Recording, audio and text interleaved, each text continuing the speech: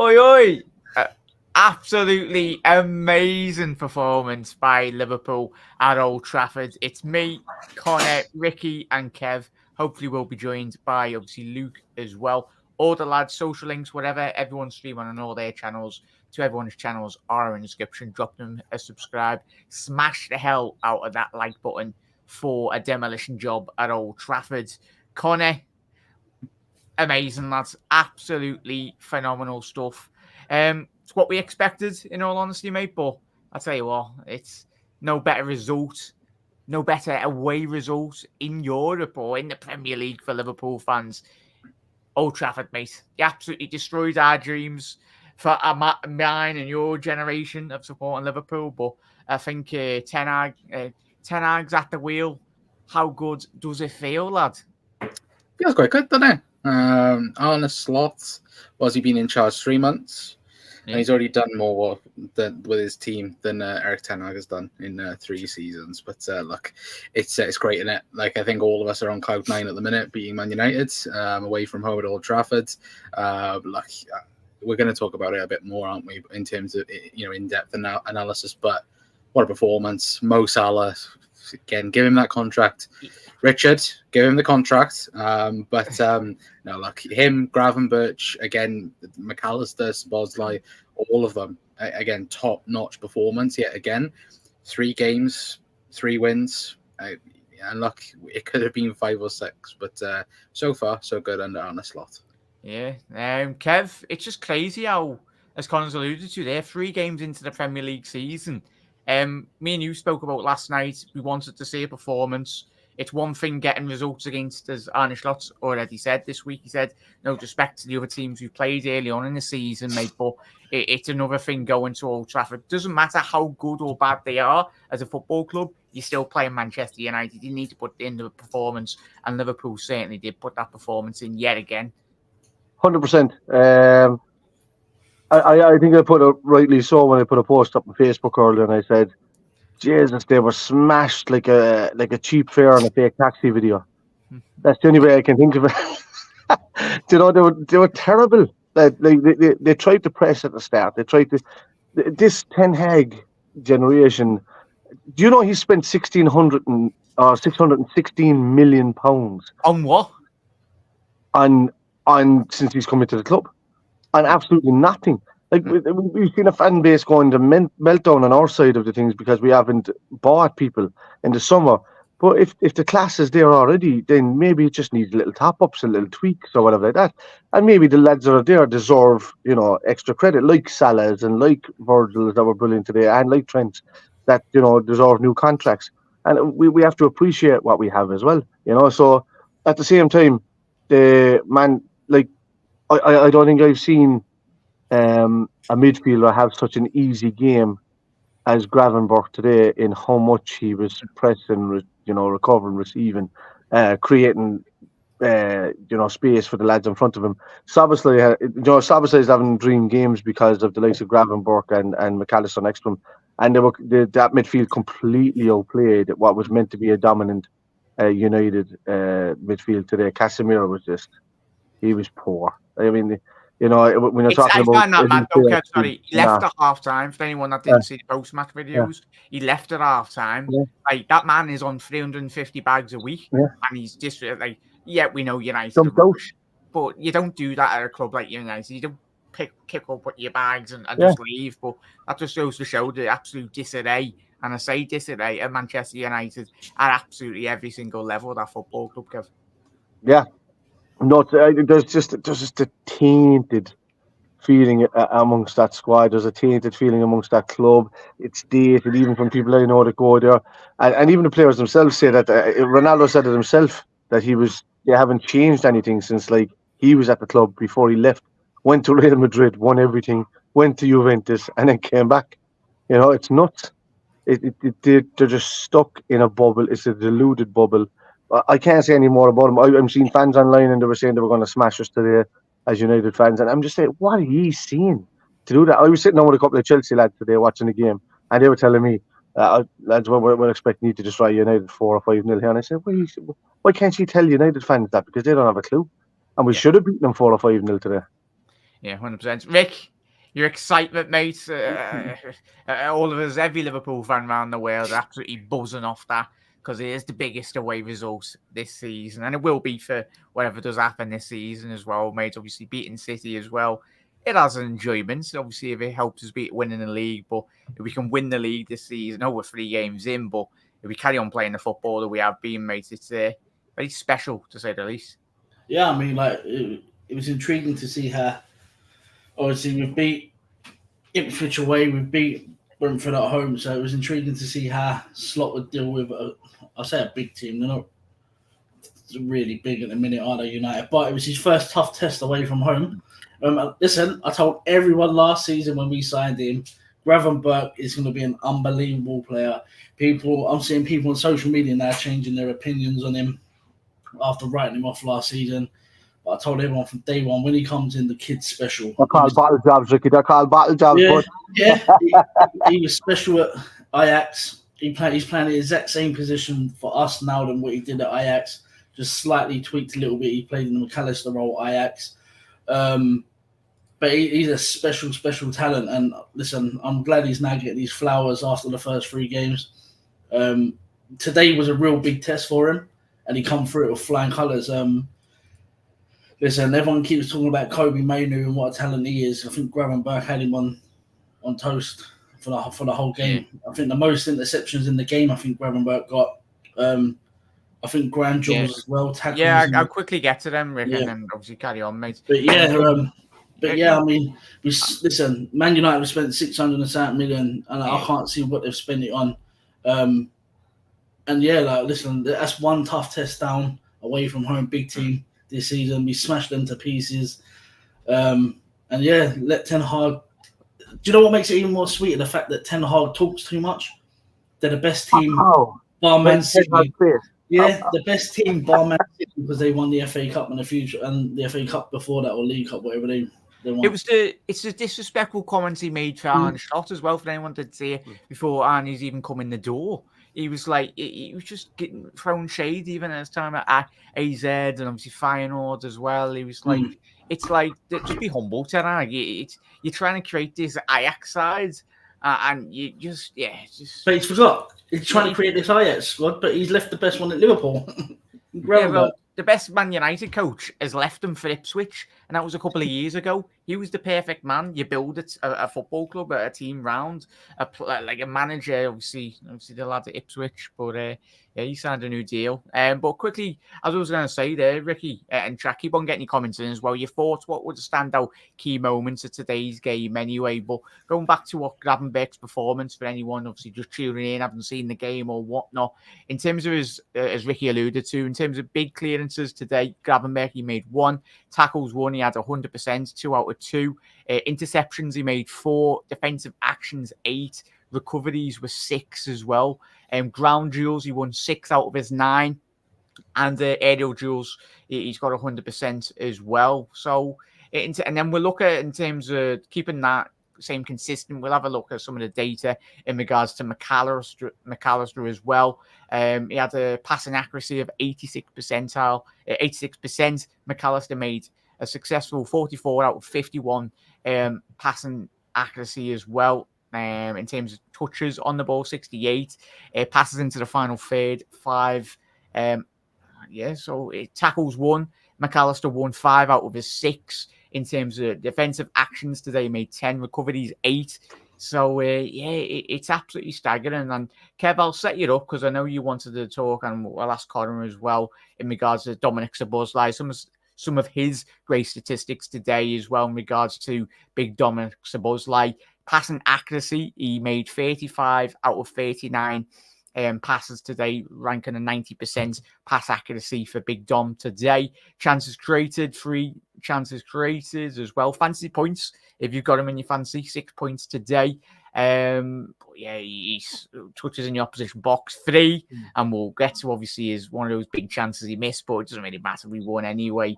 Defensive actions 5, recoveries 10. So he recovered more than the other 2 lads alongside him as well. So it wasn't just that creative spark, Kev. It was that more or less putting everything on the line in terms of not just on the ball, but in terms of off the ball transitions. Arne Slot did speak about that in the post-match with Sky, really, where he was just saying that the lads in the forward and the midfield, he'd done the off the ball job even better, really, than going forward. Yeah, you can see that Arne Slot said himself that he wants to control the midfield. It's a very, very important part of his style to control the midfield, to be the team that is that midfield. Szoboszlai was benefiting from pretty much the work that Gravenberch and McAllister was doing. He was working really well. He was helping to cover back. He was creating progressive passive plays, interchanging with Moore really well, interchanging with Trent really well, lining up with Gravenberch, and he was over on the left and the right throughout the game. At the start of the game, I thought he was being started on the left, to be honest with you, because he was so far over there the whole time. But they just kept interchanging. And it was smooth. It was smoothly. I am going to talk about that miss because it's not a miss. It's a deliberate act. I think he was still buzzing that with 3-0 up at Old Trafford. And he's like, I think he was trying to be a bit cocky, man, and ruin it. But if he'd have scored that goal, Liverpool would be top of the league right now tonight. So this is the importance of these goals that leads up to we're now level with City on goals when we could have been +8 already. 3 games in, no goals conceded. The defensive improved massively. The style that we play, the pressure on how Gravenberch recovers alongside even McAllister winning back the ball, Szoboszlai winning back the ball. Trent has improved massively with he's stepping in and receiving or creating interception plays and then counter-attacking forward. Same with Rob. Rob has worked tirelessly as well, and that's why we can't forget him because he won the ball a few times by stepping in front of the attacking midfielders. And outstanding performance, to be honest with you. It was, if we even got out of third gear, this could have been 8-9-0, to be honest with you. Yeah, it's the energy though as well though, Kev, and we'll get to Connor's thoughts in a little second and Rick's. It's that obviously the control as well though, Reds. Like we are reserving already 3 games in. I know we've got an international break, annoying to everyone really, not just Liverpool fans, but it's that we're not even playing it at like 100 miles an hour every single game. Like, if you analyse that back to, I was speaking to Con and Ricky when we were watching the game, Con, is Jurgen Klopp's football a couple of years ago, we would have been 2 or 3-0 up within the game, and we still would have been playing 110 miles an hour. That is what is massively different for me, and I'm enjoying it. It's really refreshing, because at the end of the day, how many times have we seen City do that over the years, where they just winning games 2 or 3-0, even 1-0, and they're just not just all bombing down the pitch. And that's from a tactical point as well, though, Connor, that Arne Slot and yet again, this the commentary tried it, but then Trent smiled. I was like, just shut up. He's staying.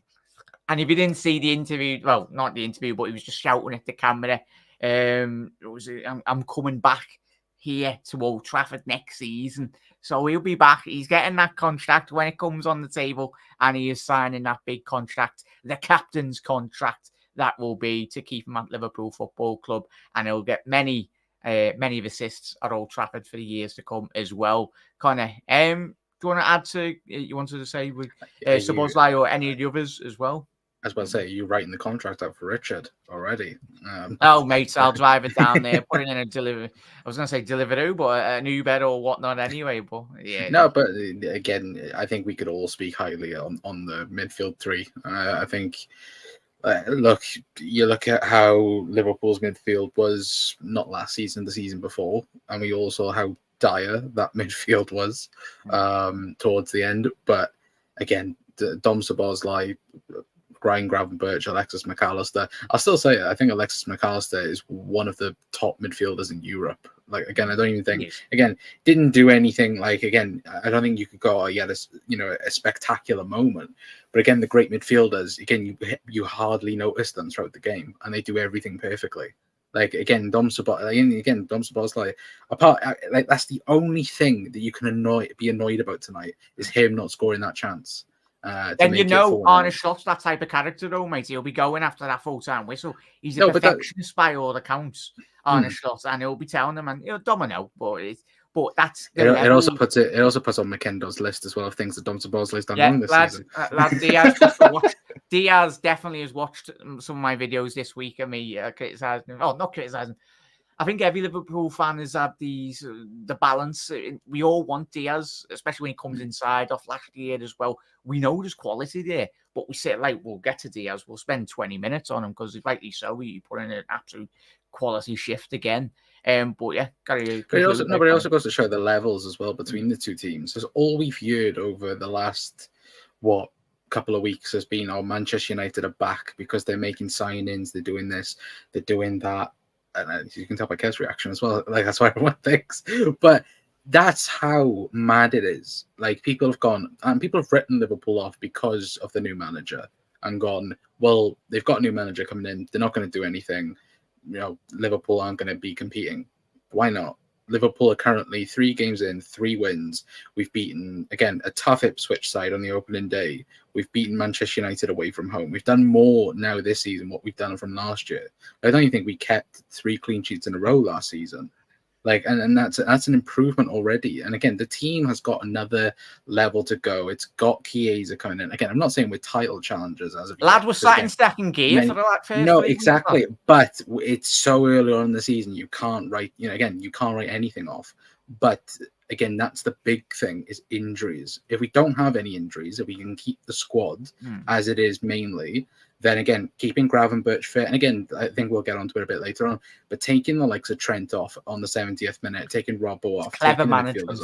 Yeah, love it. Like, and long may that continue. And again, it's always nice battering Man United at Old Trafford and seeing, again, Casemiro getting absolutely swarmed by Manchester United supporters and, of course, Liverpool supporters. It's brilliant because we were told a year ago that Man United have signed the best DM in the world. We're back.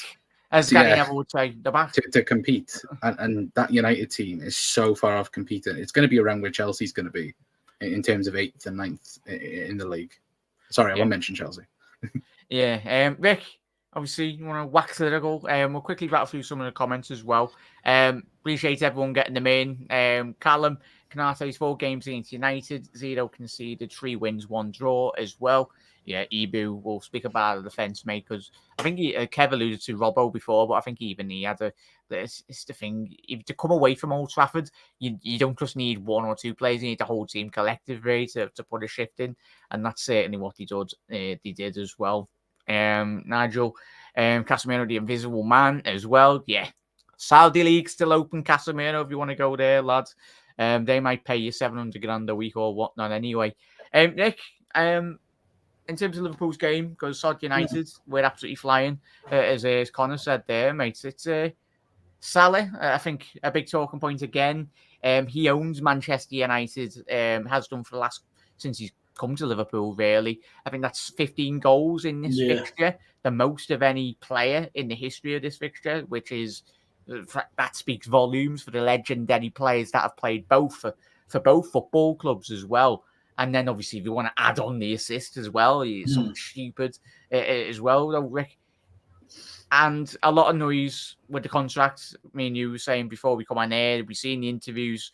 Just said, Salah, the club haven't, like we all know, we've known for weeks and months, the club haven't put a contract in front of him. That's not him saying that he won't sign that contract. Just a case that's similar with the other 3 lads that we know that haven't got contracts in front of them. But, yeah. Magic Mo strikes again. Yeah, I mean, listen, if one team hates playing against Mo Salah, it's definitely Man United. I mean, every time he goes to Old Trafford, he's involved in some sort of capacity, whether that be an assist, a goal. And even with his interview at the end, he said like he assisted Diaz twice, but then he wanted to go himself, and then he got one. Could have maybe had another one where he sort of dribbled in and out in the penalty area, but just put it over the bar. But like, listen, I've been one to maybe potentially we should have let Salah go last season, or maybe are you mad, lads? No. Like, this is what I said. He maybe should have gone last season, or when that 200 mil bid from the Saudis come in, and now potentially he could be going on a free next summer. Listen, I'll be getting that checkbook out. Lads, he's going to be 40, lads, still scoring an Old Trafford.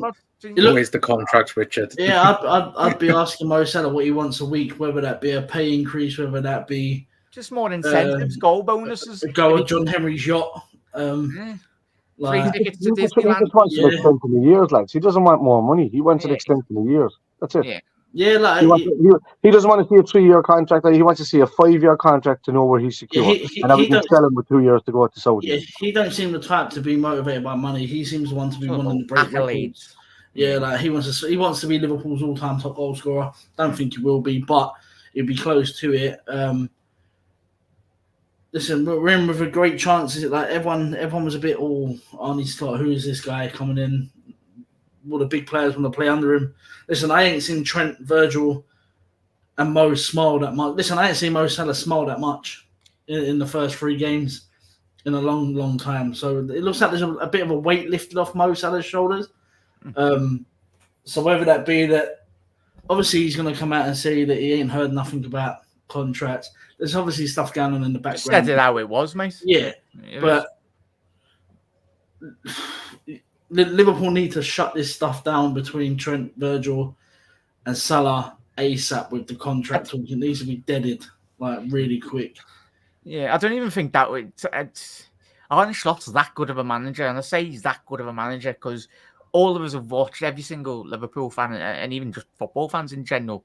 As you said there before, Kev, you were speaking to Chelsea fans. Everyone knows football, and we all understand football as well. But it's absolutely ridiculous to say the least. Anyway, she could be in the screen as well, though. Kev, tell her it's it's absolutely amazing in terms. Can we hear a mad stat? Oh, go ahead, la. It's most goals at Old Trafford in all competitions since 24th of January 2021. Mo Salah is the 5th highest scorer. Oh, wow. So you've got Rashford, Bruno, Cristiano Ronaldo, Scott McTominay, Salah, and Martial. How much is the fidget spinner? He ain't on there. You know? He scored 1 goal for United. That's mad in itself. But yeah, Saudi United as well. They are going lower down the table this season, and the more Manchester United, even the most staunched Manchester United fans out there, they need to just analyze. They'll know themselves. Fair enough. There's backing your manager. Then there's backing your manager blindly, really. I get Neville's got to be a bit like Carragher. Sometimes we don't like Carragher. Obviously, you've got to be balanced and level-headed. But I think even to an extent, Roy Keane was even grimacing, really, in regards to obviously watching Neville's comments after the game. Ten Hag said himself, Jack. Ten Hag said himself. He shows the delusion within the United fan base and what's going on.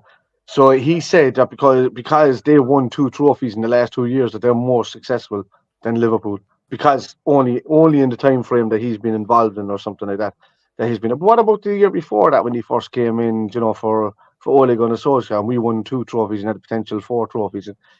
He only sees what suits Ten Hag, and he only sees what Ten Hag sees in Ten Hag vision, we call it. So I just call it THV. I don't know what to call it. But it's nuts, man, the way the thinking goes on. As I said, I was sitting with 2 Chelsea fans. There was another United fan there, and even he was agreeing with the fact that the majority of the United fan base are very, very deluded in thinking that they're going to do well. They bought bench warmers in the summer for over 263 million.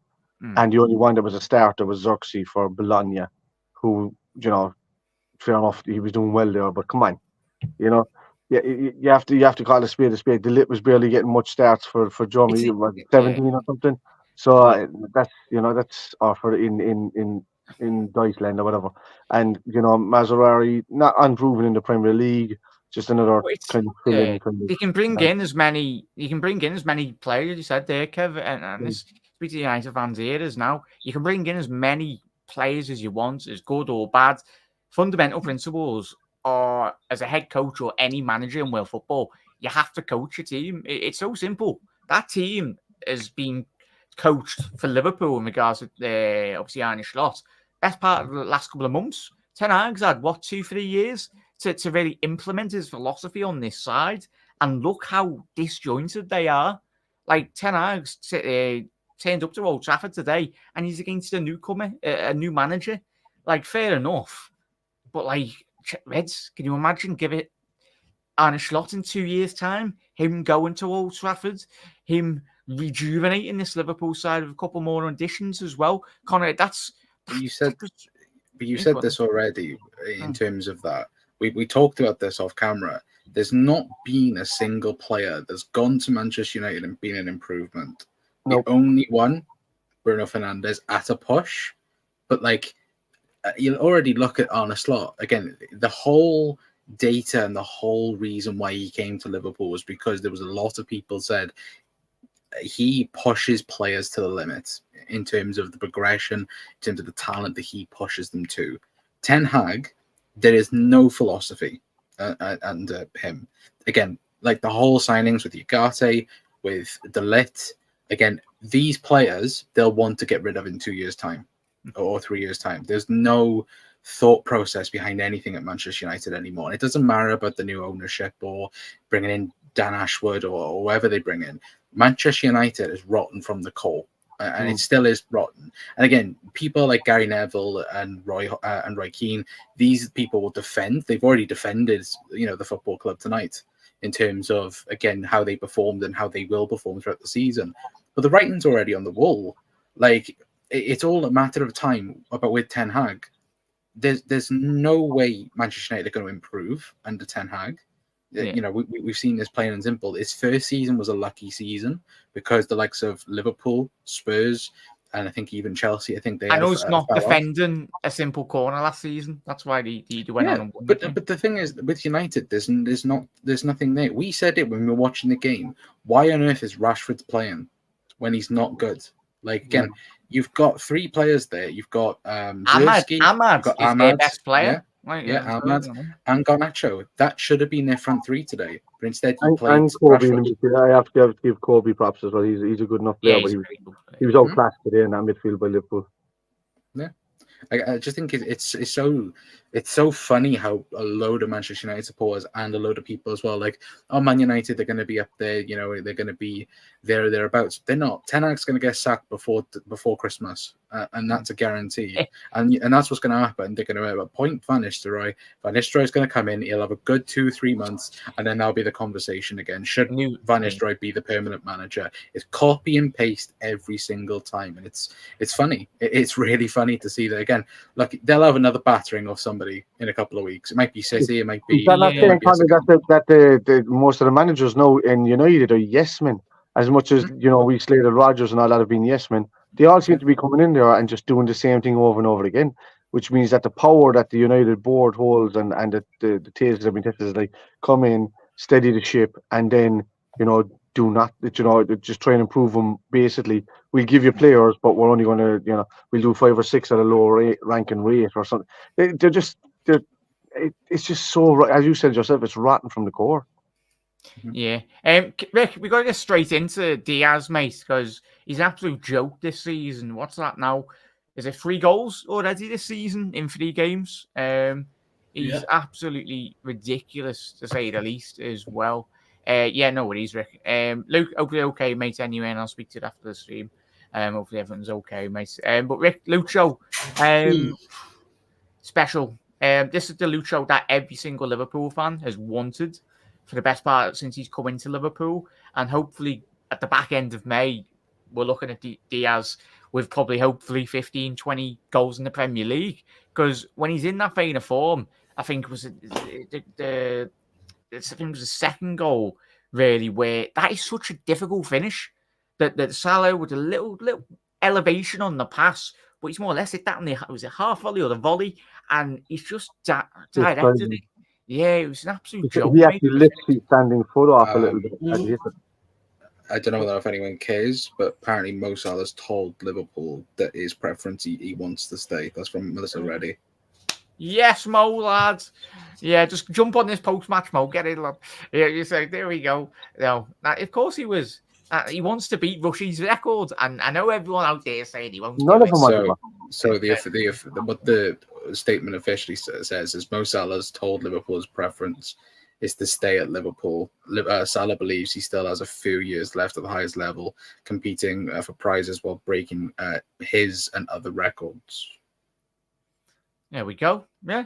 He sees he's literally had 3 weeks of Arne Slot and went, oh, sounds. Yeah, we're winning a lot, lad. So happy days. That's positive news. Rick, I'll let you obviously speak about Diaz because and then we'll get Kev's thoughts as well. Like that consistency we want to be seeing. But in terms of today's performance, you've done absolutely everything perfect. It was a bit disappointed to come off, but main thing is need to rotate with the players and keep them fully fit, really, because it's going to be a long season. Like we all know, I've been his biggest critic, Diaz. Like you can tell there's a player there. His end product was horrific last season and whatnot. He does everything right. He can beat a man. Dribbling is top notch. He's got everything to pass. It's just the finishing that let him down. And so far this season, he's got 3 and 3. The second finish today was unbelievable. The technique to keep it low as well, and the way it come in, the pace of it as well. Away from the goalkeepers, like it's an honour, to be fair. We can do a whole hour on Arne a bit later anyway. It looks like we've managed to keep Luis Diaz Senior away for a little bit. Hopefully, Arne Slot put him in the basement somewhere. They got in the Ariakas and the Unpenadas. He's deleted. So sorry, like one of the criticisms is we need to hide his dad.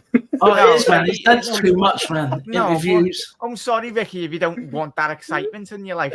Look at like Chiesa. No, you want to see in that passion. Yeah, I get that, but it's not that part of it. It's like the interviews that his dad does is Barcelona. It's boring. Nah, just let his son concentrate on the football.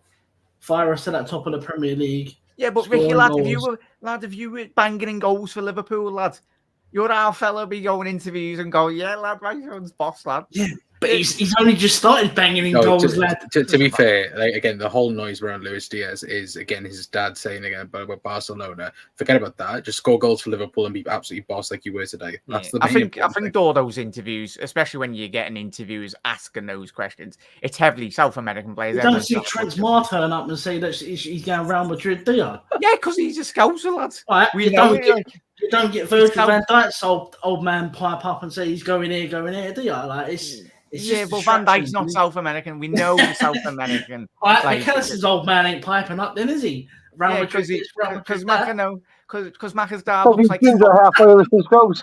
Yeah, I was gonna say he looks like a proper scout star.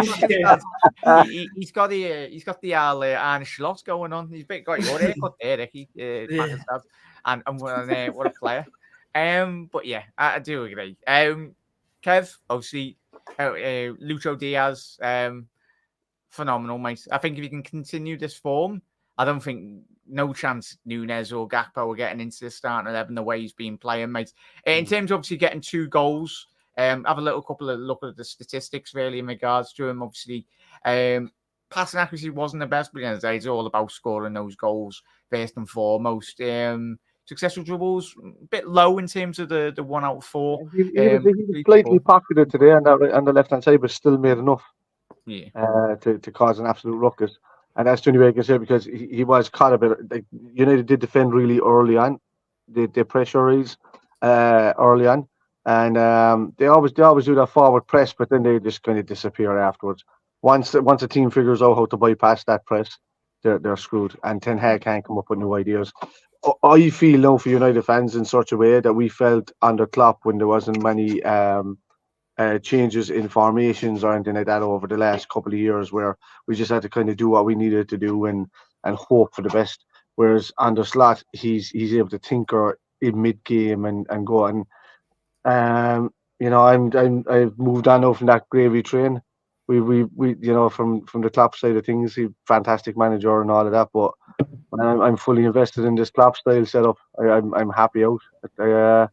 I really want to get that over the line. So, and Swat, you're screwed down when we get a hold of you in the Champions League. Sorry, buddy. Yeah, big up there, Swat. I was going to say, Swat, if you're still watching, mate, I want to get you on for the pre-match show because you are the best person. So, Slot, obviously, I know if you don't have social media, but we'll certainly put the link in to the pre-match build-up show, mate. And make sure you join that, mate. Even if you don't want to come on camera, it'd be just great to get your insight as well. Obviously, season ticket holder at PSV yourself, mate. And Gakpo's coming home, mate, by the looks of it as well. So should be good. Congratulations, nice one, mate. And we'll speak very soon, mate. Rick, did you have a call from Diaz's agent there or something, lads? Nah, the dog, mate. I was going to say. It was his dad. Can you stop mentioning me on stream? Ricky's dad just rang him up there. Look. Oh, There we mate. go. There we go. Connor, we can speak about, obviously, we spoke quite evidently early about Salah. But Diaz, just go with whatever you want, mate, because we are absolutely, every Liverpool fan is beaming ear to ear. We're all buzzing. We still be at like 9 o'clock, 11 o'clock at night as well, mate. But go for it, look. Good, wasn't he? Not too bad. No, good. Look, we all say this, don't we? If Luis Diaz could finish, he'd be a £200 million player. Simple as that. I think, again, if we've all said if Arne Slot can get the best out of these players, again, they've got another level to go to. Lucho, again, prime example today. Was there now three goals this season? I think it is. Yeah, I think it is. For him, yeah. Again, well, I think he got 5 last season in the Premier League, so again, he's already close to getting that. Anyway, but I think it will be intriguing, certainly after the international break, in terms of the rotation, because we've seen the teams so far and the substitutions. They've been very, the same throughout the 3 games. We've seen, again, the same starting 11, apart from the centre-halves. And, of course, the same substitutes coming on. But I think in terms of rotation, I wonder how Arne Slot will be in that aspect. I think certainly with the front 3. And, again, to think we can add a Federico Chiesa to this attack is scary. It's really, really scary. The fact that, his experience, his goals as well. I've just seen the chat. What are we saying? I was just laughing at Ricky closing about 10 of his tabs down, lad, just for later. No. Ricky is currently going through all the statements he's made about Luis Diaz. Deleting them all. Oh, mate. He's going on every single power. He's going on every single comment. It's like, got to get rid of this. Got to get rid of this quickly. Yeah, there's a slight bit of feedback off someone's mic. I don't know who that is anyway, but a little bit of an echo. Not too bad anyway. But yeah, speak about the back line, lads. Ibrahim Konate, Virgil van Dijk, immense. We'll have a little look in terms of statistics wise. Ibu, obviously a passing accuracy of 89%, registered 57 of his 64 passes today, which is impeccable, really. Can't ask for anything more. In terms of defensive actions today, headed clearances 2, obviously defensive actions 6, recoveries 3, and obviously clearances 4 as well for Big Ibu. Duels 1-6. Obviously, duels lost. He only lost 1 duel, Ibu, today. Ground duels, 100%, 1 overs. Aerial duels, 4 out of 5 as well. So, and then when you analyse Virgil van Dijk's game as well, in terms of his passing accuracy, get on this, 96%. He made 65 out of 68 passes today, Virgil. And I think we remember that. Obviously, goal for the Trent. Unlucky, just slightly offside. Mo, why did you have to touch that? But it is what it is. But that was all started by Virgil van Dijk slicing the heart of that Manchester United midfield and the defence as well. In terms of recoveries for Big Virgil today, clearances 11, header clearances 5, interceptions. Van Dijk only made 2, but that just goes to show how comfortable he was on the ball today as well. In regards, duels 1-6.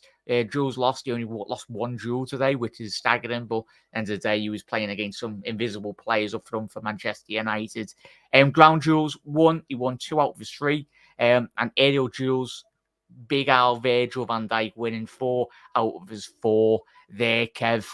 The lads at the back as well, impeccable. And you need to be when you go to Old Trafford, regardless of how good or bad they are. Yeah, and that's the one thing that we've seen earlier on in the season so far. Obviously, the Arne Slot spoke about the aerial duels not getting won, but you need to be winning your first and your second balls in those aerial duels, and they're not overlooked. They're so important, especially when you go to a ground like Old Trafford, mate. Yeah, it's unbelievable.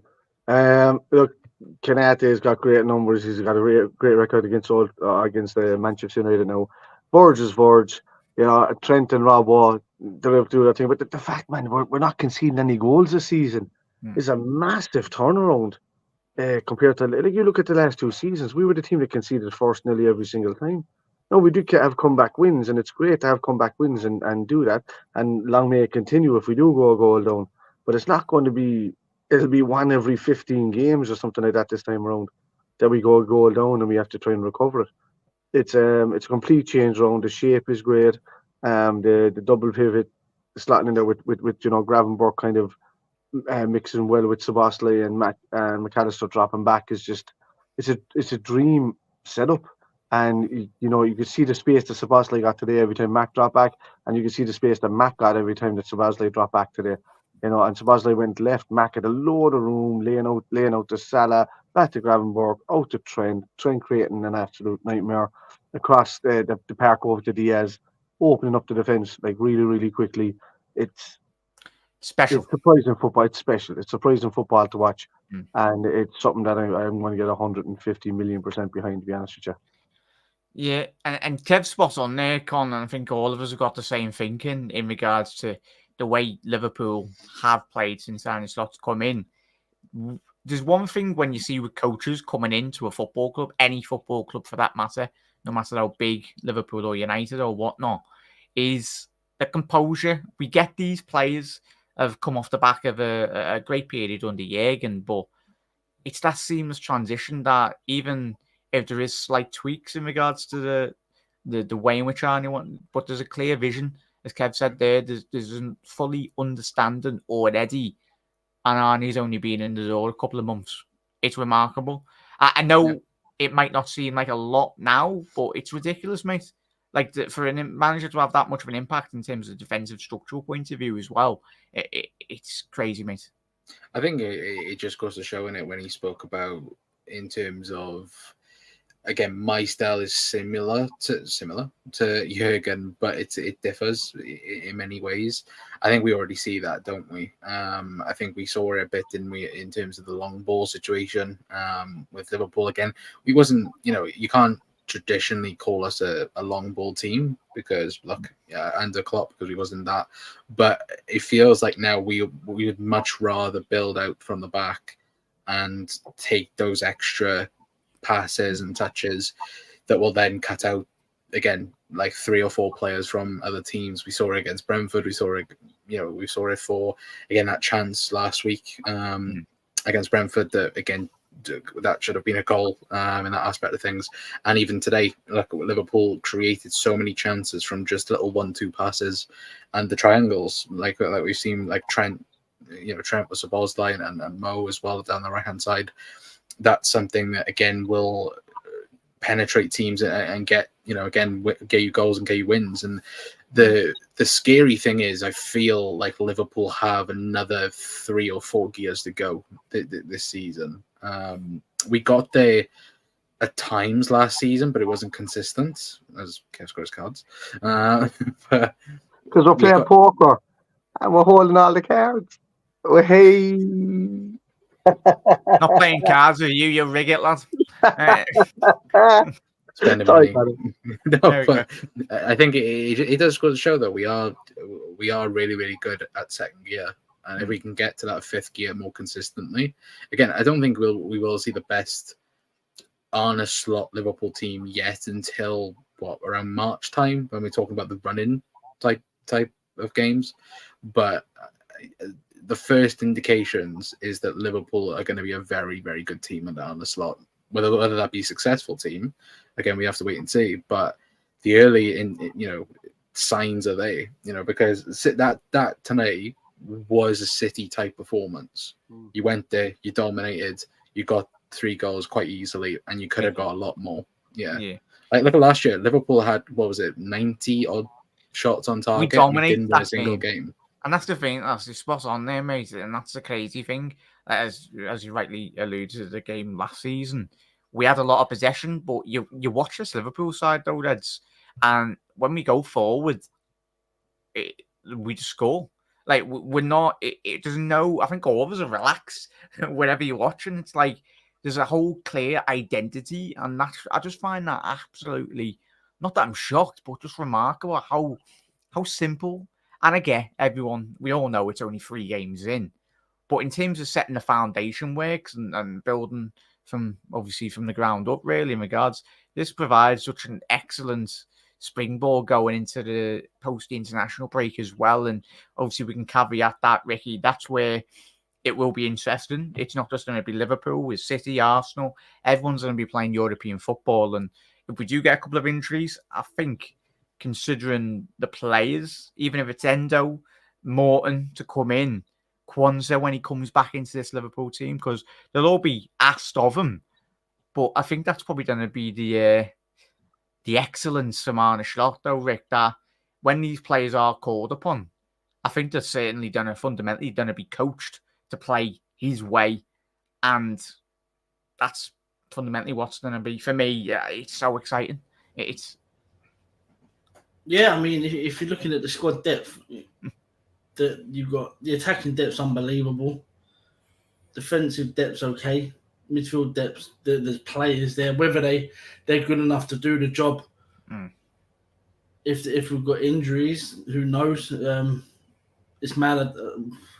Elliott's struggling for game time after 3 games. We haven't even seen it. He hasn't even come on. I can't even remember. I think he come on against Brentford. Yeah. Come on in that game. It's mad. But Was he on the bench? Yeah. Why change a winning form? Yeah. If everyone's fit, and apparently rumour has it, Slot's got one of the best fitness departments in world football, and we can keep everyone fit.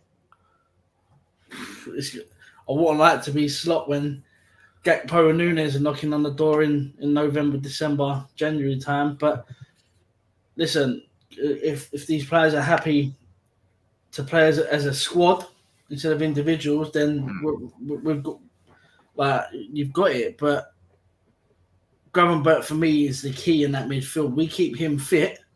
Who knows what we can do this season? Is top. Obviously, I rate Tyler Morton very highly. I'm glad he stayed this summer. Biggest surprise of the season, mate. I think we all knew, as you said at the top of the show, we all knew Gravenberch's quality. But I find it mad that the fact, surely Arne Slot the club must have known he was coming in. And so it seems to me, not that I probably know, but it might just be coincidence. But it goes to show how good work that is, though, Kev, in terms of the clear identity, in terms, as Rick said there, that Gravenberch was brought in with the prior knowledge, knowing Arne Slot's going to come in. I reckon Arne Slot might have just had a little word, obviously a couple of months back anyway, before we got. They might not publicly say it, but certainly there might have been a good indication. It's a great point Ricky's raised there in terms of just the way in which Gravenberch is going to grow into this role. 100% agree. We can keep him fit. He will be, I think, the difference maker. Obviously, you look at the big ones in terms of Trent, Salah, of course, but I think for me, the surprise package, if we can keep him fit, and could be a potential trophy winner in terms of winning the big prize of the season, is Ryan Gravenberch. Well, he's doing the job in front of the lads. He's not playing as a number 6 role either. I know he's playing the deeper of the thing, but it's not really a number 6 role because he's getting forward as well. He's doing a lot of stuff. So it's just Slot is probably instilled in him straight away to say, look, Grav, when we're on defensive work, just drop back into the 6, stay there, do the work that needs to be done there, and then we're going forward. Just back up the lads and move forward into that role, So it's almost like a half box to box role. In a way, it's weird to explain, but it's really suiting him well. And like I said, we said it as well, Jack, last night. We said about a couple of seasons ago when he came in, Gravenberch could actually play the 6. He could do this, he could do that, and then we kind of second guessed ourselves a little bit recently by kind of saying, on the top, it just doesn't look like he's going to work. He's left a bit alienated, but that's because of how much he pushed the defense up onto because the fact that our defense has dropped back a bit this year is allowing Gravenberch all that space, and allowing the midfield to drop back and have space to receive the ball deep and then look for the 1-2s going up the pitch. So there's a lot changed that you don't kind of see if you're not really looking at it. But it's fantastic. And the defence is great. It's working its magic now. 0 goals conceded, lad. There's no other team in the league that's not conceded, that hasn't conceded, or like that's like, we haven't conceded a goal. Nobody's done that. So titles are won by the best defence. If anyone ain't seen how good Gravenberch was today, go check the comments under his Instagram post from all the other players. Yeah, special. It goes to show, though, as well, his underlying numbers for a very long time wasn't of a traditional six, but when you actually look at him more in depth and you think, oh, okay, when you look at Alexis McAllister as well alongside of him, you saw how good Alexis McAllister was for those 6 months at Brighton when he was playing in a double pivot with Caicedo. And again, I think everyone's gone, how can you replicate that? Again, if you can get a Ryan Gravenberch to perform the way he's been performing alongside an Alexis McAllister, that could be a world, an absolutely unbelievable pair. I was going to say world-class pair then, but I thought, fair enough. But it could be an unbelievable pair. It does have potential to be world-class because, again, Ryan Gravenberch and Alexis McAllister have that, that understanding with each other. Look, them two, they know their jobs. And again, you saw, and as Kev alluded to, and Rick, that, again, they're not traditional sixes. But again, they're everywhere on the pitch. When you look at both of their heat maps, they're everywhere on the football field. And Ryan Gravenberch, again, he's always said it that he wants to prove he's the best in his position. Again, wasn't given the chance at Bayern, did show it at Ajax. Again, there's so much reason why Ajax supporters and Ajax journalists was so hyped on Ryan Gravenberch. It's because they saw the quality of it, and it's just a shame that Liverpool, because again, Liverpool wanted Ryan Gravenberch in 2019, and we didn't get him. And it just goes to show that, again, finally getting him and seeing how good he is under a new manager in Arne Slot. Again, you can get the best out of him because if he can develop, again, we talk about a number six.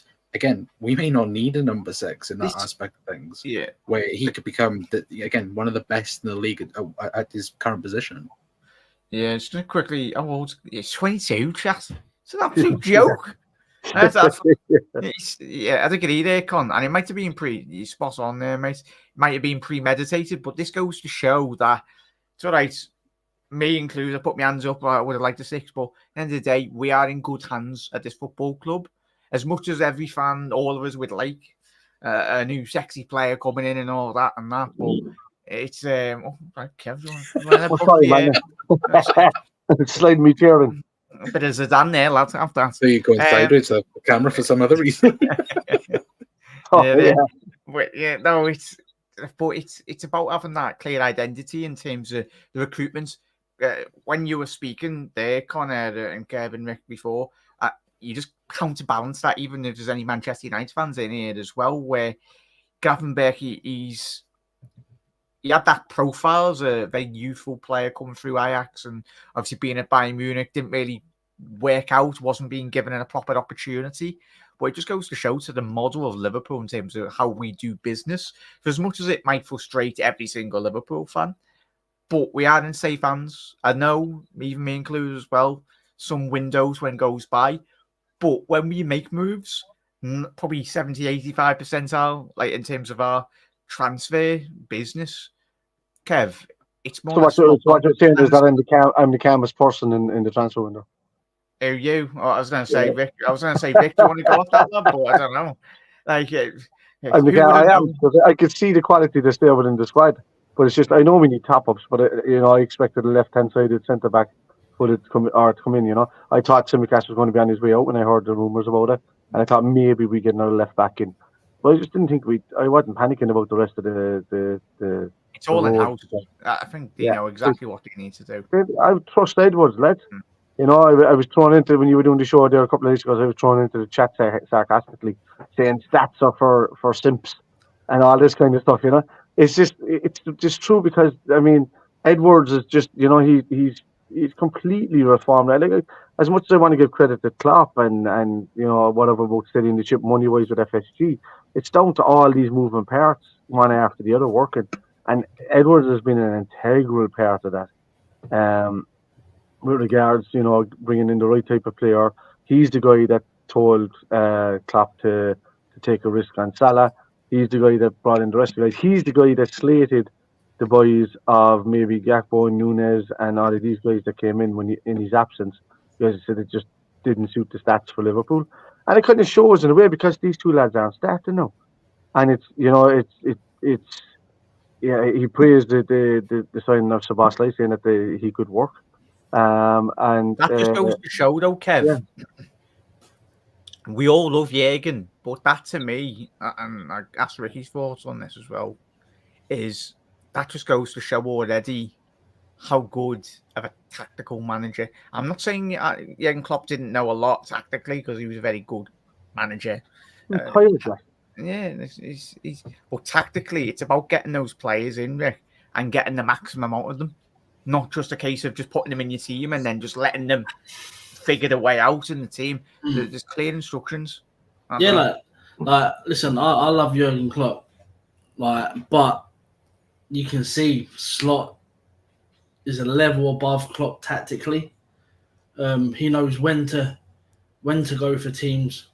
Matt, listen, we were 2-3-0 up at Old Trafford. Klopp would want 4 or 5, and we could potentially be left open at the back for a goal. Then we start panicking when they score one. But like Slot says, kill them with your passes. Hold the ball. Don't lose the ball. Like you asked Salah, like they've asked Salah this week, Van Dijk, what's the difference between? It don't look like a major difference between Klopp ball and Slot ball, but there was with Slot's tactics and the way he wants them to play is hold the ball. Don't just give up the ball for no reason. Don't pass for no reason. If you can hold it for the extra 2-3 seconds longer, do it. Which might suit Curtis Jones when he comes in that midfield because we all know he loves to hold on the ball for a bit too long. But he's going to be coached, though, Jones. Yeah, he will be coached in this. But listen, I'm loving it under Slot. Sorry, someone's put in there. Panel's put in there. Pep Linders had too much influence.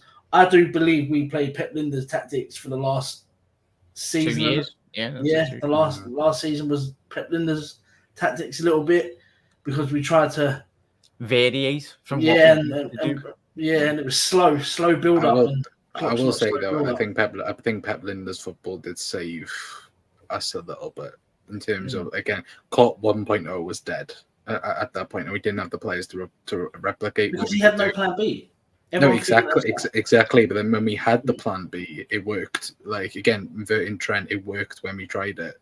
Like that initial period when we inverted Trent, like Liverpool didn't lose a game of football. It was like Jesus Christ, Liverpool actually played football.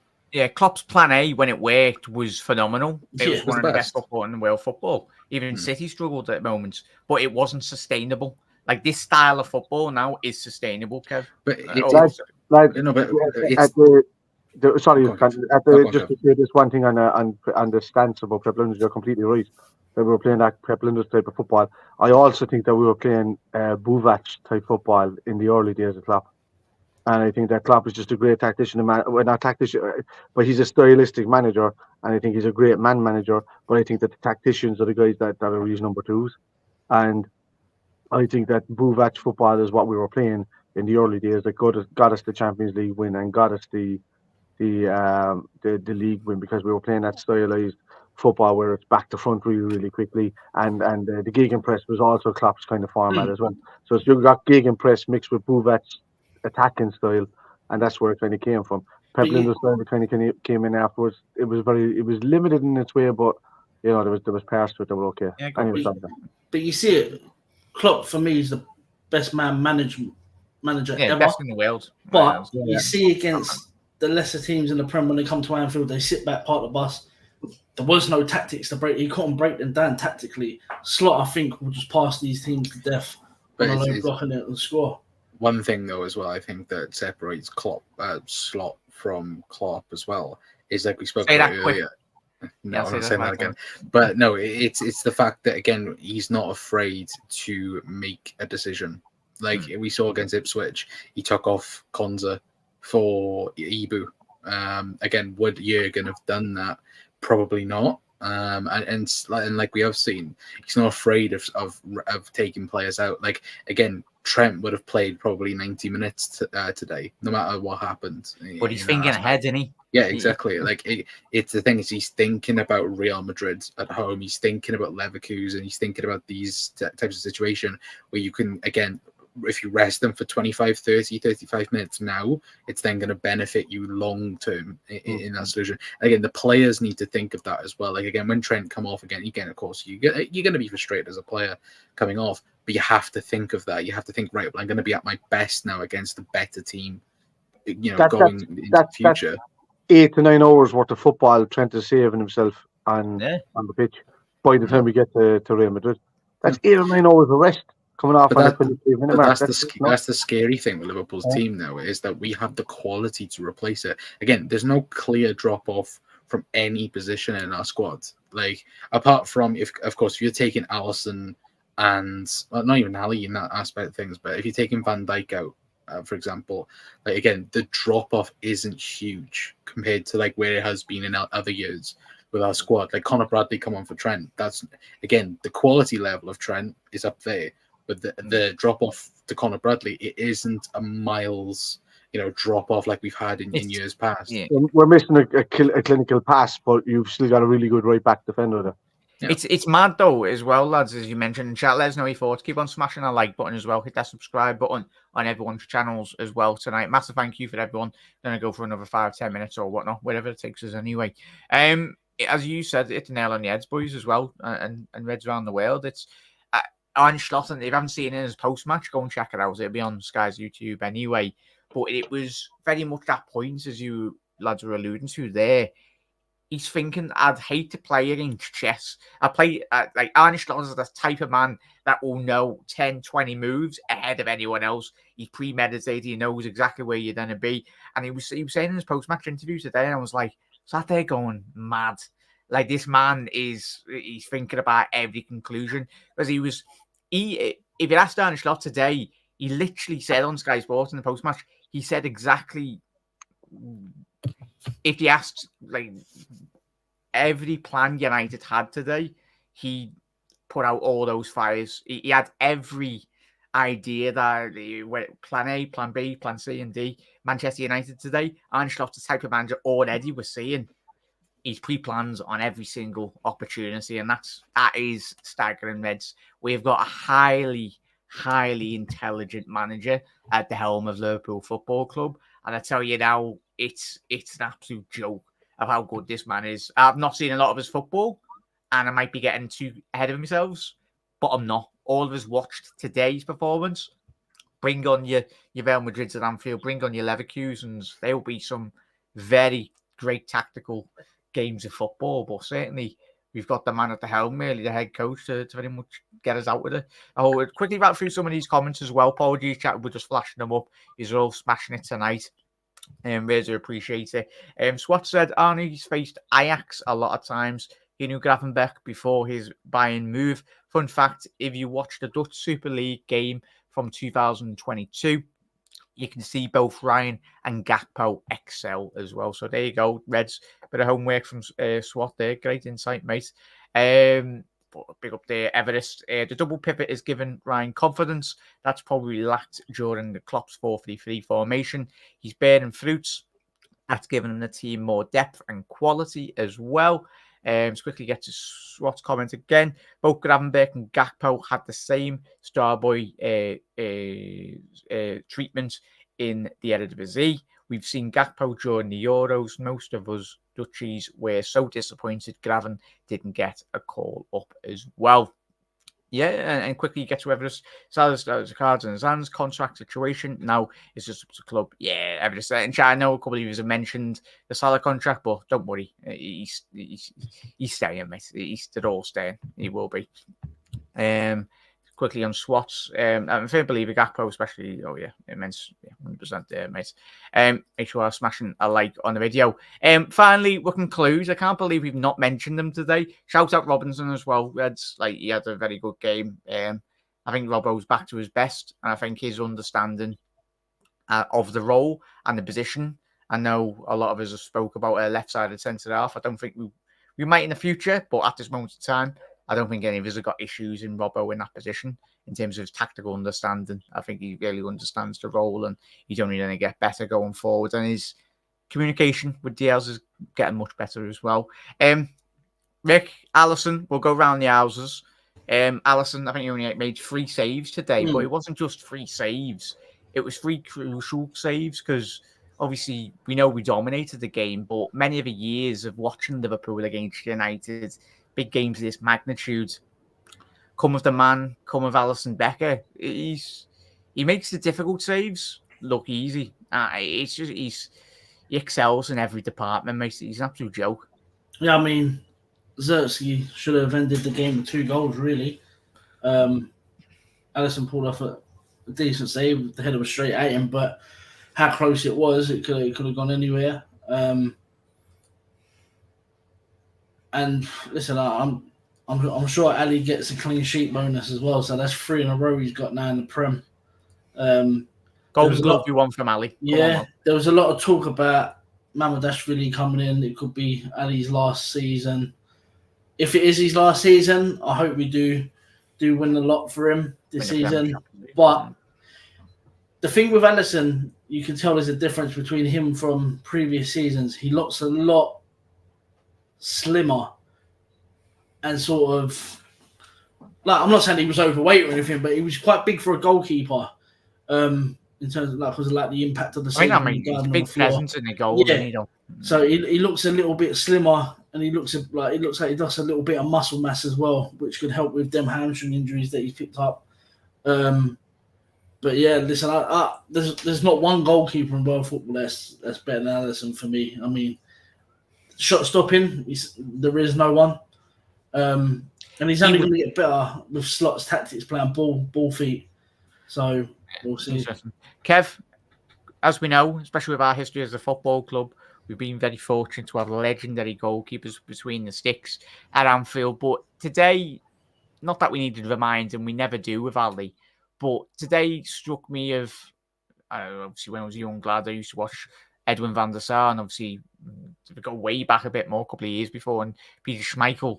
It's an absolute joke that we will need Alisson this season. And I think if he can stay fit, the most important for us is he stays fit. But like again today, I know it might not. That's why I wanted to mention, because obviously everyone not that it goes under the radar, but I think today's saves were crucial. I'd say to at least, as Ricky alluded to, Desertki, but great goalkeepers win your titles, you win your trophies, and we've got the best goalkeeper in world football, mate. And it's a joke. 100%. Like I said earlier, with the defense wins your titles, and goalkeepers are the main part of that defense. With Alisson, Alisson was rarely called upon, but when he is called upon in certain situations, he reacts really well. He saves us games.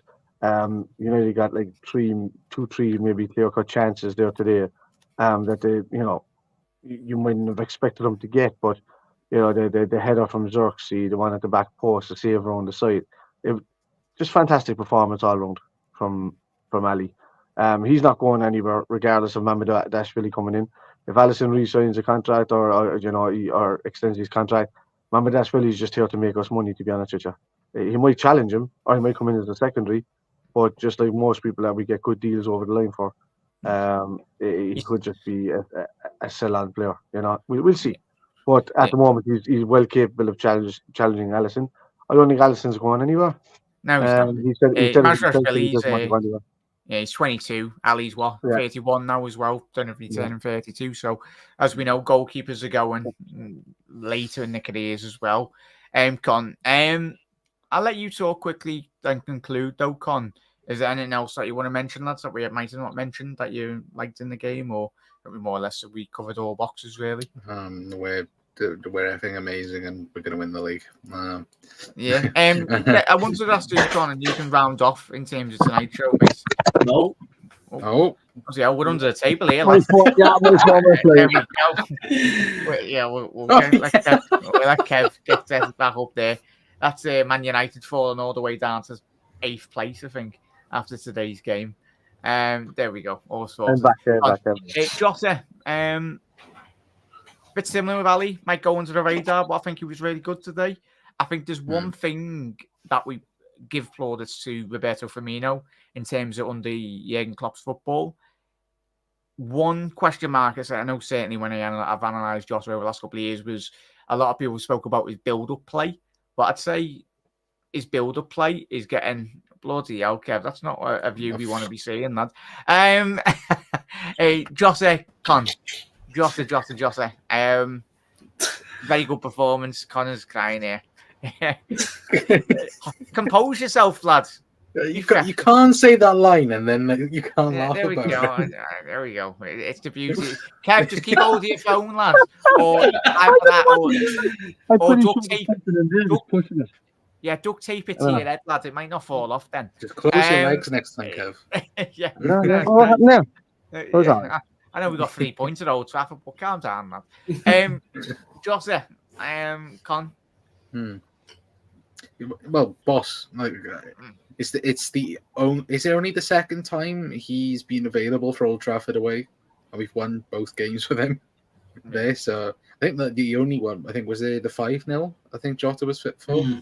And just have Jota fit for the season, and we end up winning the league. As simple as But no, again, there's so many underrated performances. Like today, we could go on about for another hour for again him, Maka, Robbo. Again, we haven't really spoken about Trent neither in terms of his performance as well. So look, it's all encouraging signs, and the fact that we can get even better. Again, that's a scary thought in itself. But look, as long as we go into the international break, hopefully all of them come back fit, healthy.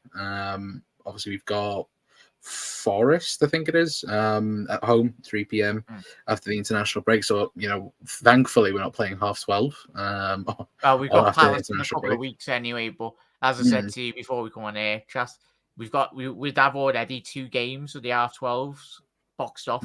So there's going to be less of them going to. That doesn't matter for TNT. They'll come up with some new rule that you can play 8 games for 12, which is typical, isn't it? But no, again, great performance, man of the match. I think I think a lot of us will have Ryan Gravenberch, Mo Salah in that whole debate.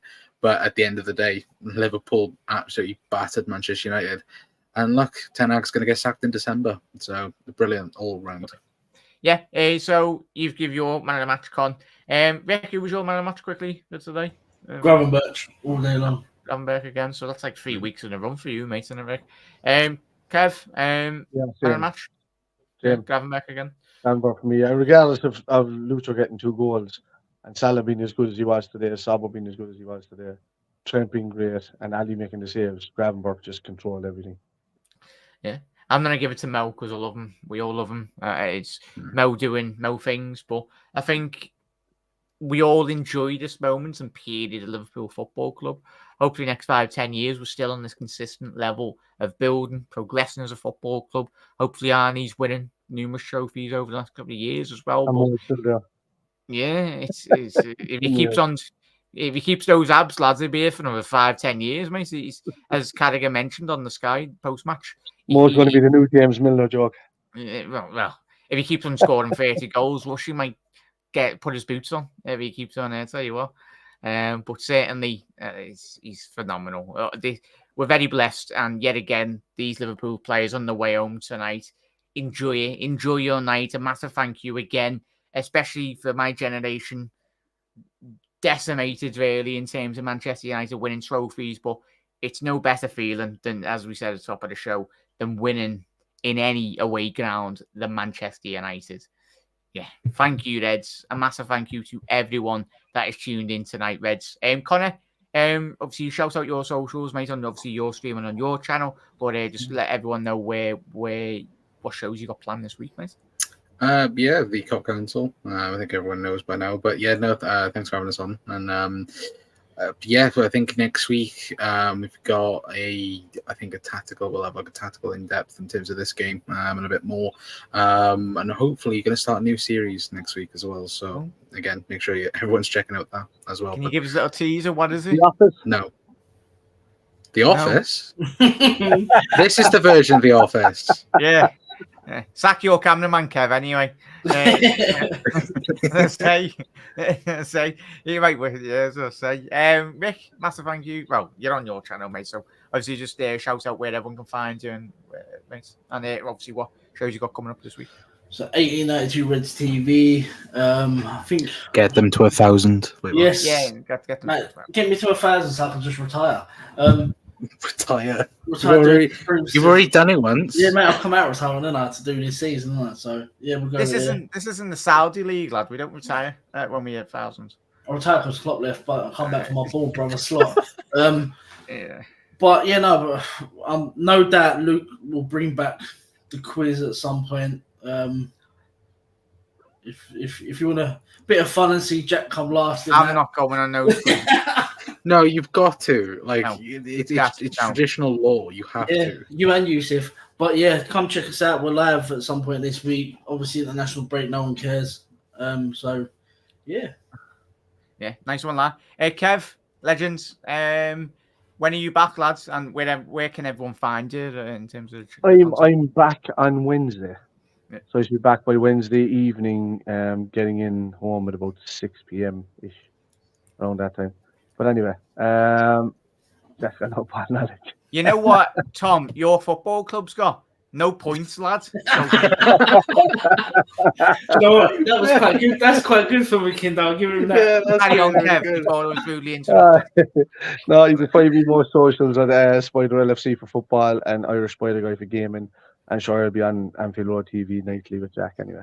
So Yeah, so that's a quiz question. Who does Tom Hang on a support? minute. We've also got breaking news. Tom also is terrible at FPL because he's currently bottom of our league. Tom, you can wear my Liverpool kit, lad, when you come bottom, lad. That'd be fun. But chat, most importantly, as I say to everyone and everyone's channels and everyone get involved as well, a massive thank you. These shows wouldn't be happening without you. Big support again. If you are watching on the repeat, massive thank you again. Smash that like button, drop a subscribe, share the content out on all the social media links as well. Massively is appreciated, and follow all the lads on all their socials. It will be the same handle as you've got on YouTube as well. But yeah, it's Liverpool. We're top of the league. We're flying. Well, second, but on goal difference. But we are going places under Arne Slot. yeah, damn Sabazley, second on goal difference. Yes, Connor. By the time of the international break, can you come back bold? Why not? Connor, do you know you need to get a ball cap? See, this is what I was going to buy for the transfer stream, but I didn't do it in time, so maybe we might do it. No, maybe actually no. To be fair, we'll do it on the quiz. There we go. This week, if anyone wants to tune in, we'll do a quiz. We'll stream it everywhere, and then McKendo, you could be like Charles Xavier. You can use the ball thinking cap to think about the knowledge. Right, chat. Whatever he said, I don't even know. Not really listening. But Reds, a massive thank you very much. A massive thank you to everyone that is obviously the lads on the panel as well. As I said at the top of the show, all the channel links to everyone's socials. Make sure you do drop a like, drop a subscribe to all them as well. But lads and ladies, have a lovely rest of your end to your weekend and go and smash the new week ahead. Monday, whatever you're doing, look after yourselves, Red. And yeah, no better feeling than winning at Old Trafford, as we know. But up the Reds, and we'll see you tomorrow for another episode. To that.